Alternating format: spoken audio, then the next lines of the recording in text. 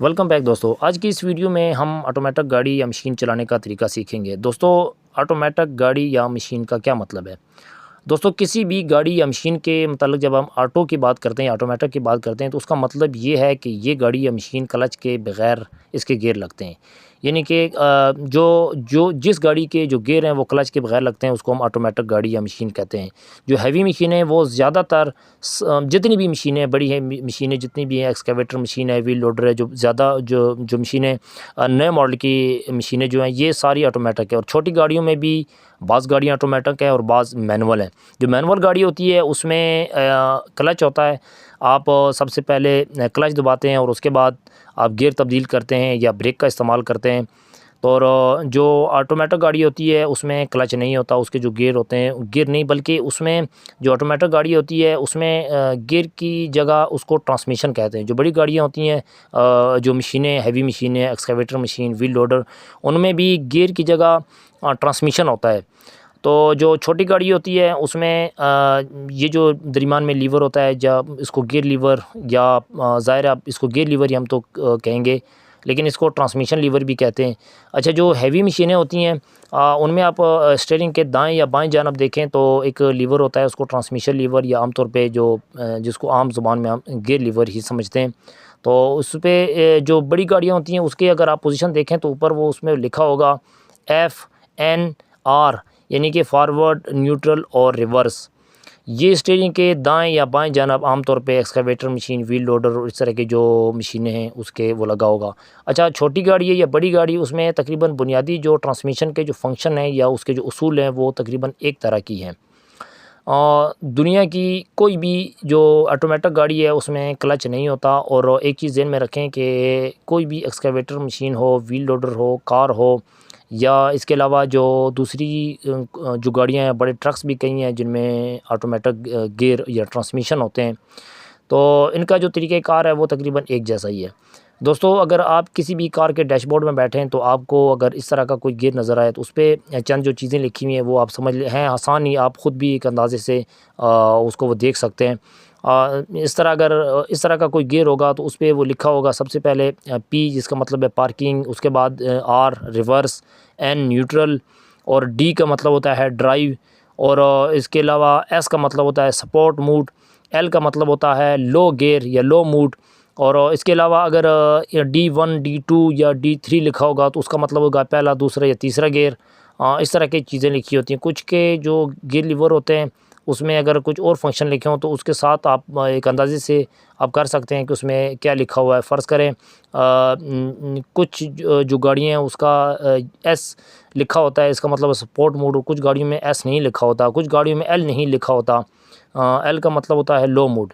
जो बड़ी मशीनें या बड़ी जो हैवी कंस्ट्रक्शन मशीनरीज़ हैं उसमें हाई, लो, H या L लिखा होता है उस लीवर पे, यानी कि उसका मतलब होता है हाई या लो। वहाँ पे स्पोर्ट मोड या इस तरह की कोई चीज़ नहीं होती। इसके अलावा दोस्तों, पैडल, दुनिया की कोई भी ऑटोमेटिक गाड़ी हो या मैनुअल गाड़ी हो, एक उसूल याद रखें।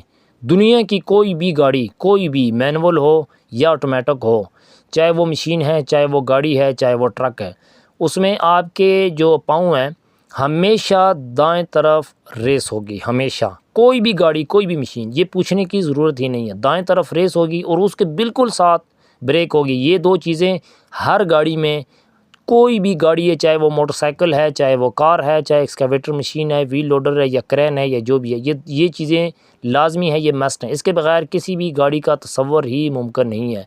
आपके दाएं तरफ रेस और उसके बिल्कुल साथ बाएं तरफ ब्रेक, ये दो चीज़ें हैं। अच्छा, तीसरी चीज़ कुछ गाड़ियों में है और कुछ गाड़ियों में नहीं है। जो तीसरा जो पैडल होगा वो लाजमी वो क्लच का पैडल होगा, यानी कि क्लच होगा या नहीं होगा।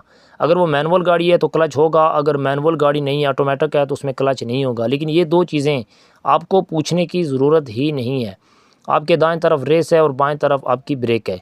और इसके अलावा जब आप किसी भी गाड़ी में बैठते हैं तो उसमें ये चीज़ें देख लें, अगर उस पे P लिखा हो तो पार्किंग, और R का मतलब रिवर्स, N का मतलब न्यूट्रल, D का मतलब ड्राइव, S सपोर्ट मूड और L का मतलब लो गियर।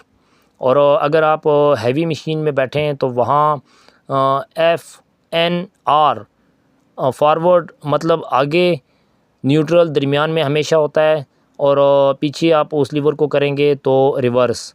और इसके अलावा एच का मतलब होता है हाई, और लो का मतलब होता है, एल का मतलब होता है लो।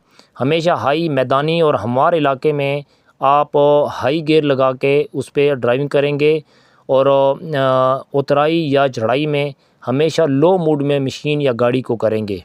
स्टार्ट करने का तरीका दोस्तों, दुनिया की कोई भी गाड़ी, ऑटोमेटिक गाड़ी हो या मैनुअल हो, उसका स्टार्ट करने का भी एक ही तरीका है। हमेशा गाड़ी को न्यूट्रल करके चाबी की मदद से हल्की सी रेस दें और उसको स्टार्ट करें।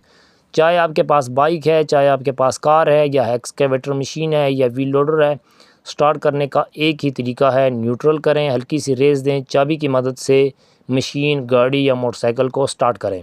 गियर लगाने का तरीका दोस्तों, गियर लगाने से पहले एक चीज़ और समझ लें दोस्तों, किसी भी ऑटोमेटिक गाड़ी के ड्राइविंग सीट पे बैठने के बाद इस तरह का अगर लीवर हो तो उसमें ये जो बटन आपको नज़र आ रहा है, इसको कहते हैं गियर शिफ्ट लॉक बटन।